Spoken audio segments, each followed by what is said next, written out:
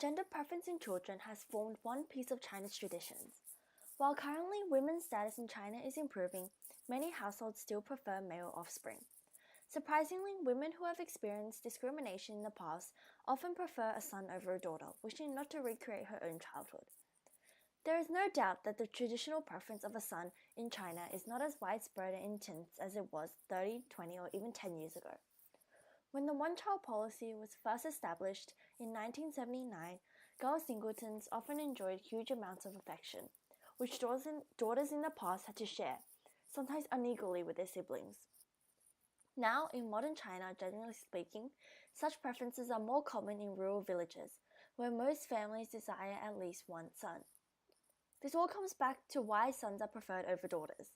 The roots of son preference lie deep in Chinese culture. Traditionally, the bloodline passes through the male side, so many families favor sons to preserve the family name. When women were at the stage of marriage, they were marrying out, joining their husband's families and looking after their in-laws, instead of their own parents. For a long time, a son was your pension. Having a girl was said to be wasteful. The preference of gender in children had many impacts on the well-being of the child and their parents. If the child was born to be a girl, she would be discriminated and treated differently compared to a boy. And as this concept is more influenced in the older generations, the amount of pressure for the parents to give birth to the gender their parents would wish for is huge. For both the child and their parents, it can result in low self-esteem and potentially become an obstacle, leading to poor mental and emotional health. However, China's modernizing society is disregarding the social stigma that disfavors girls. Another negative consequence of this gender bias is the lack in provision of basic care such as breastfeeding, nutrition, immunization, medical treatment, and schooling. Parents, if in the scenario, will sometimes tend to the needs and costs of their sons over their daughters.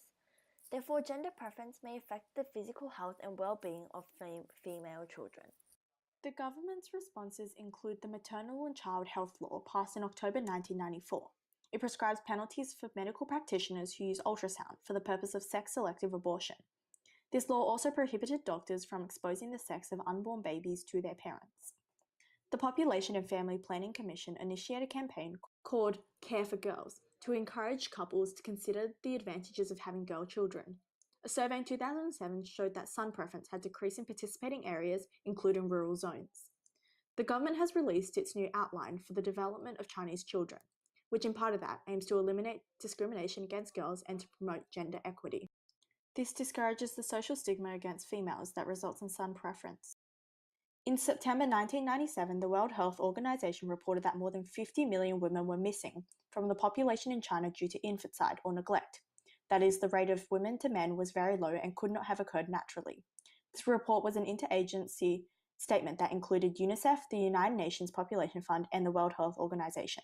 Professor Li Shuzhao is among the millions with opinions and responses regarding gender preference in China. He has said cracking down on illegal fetal sex testing and sex-selective abortions is very important and effective, but medical staff often find ways to indicate a baby's sex, despite the law. In other words, the battle for China's baby girls will ultimately depend on changing preferences, and that is a long-term struggle.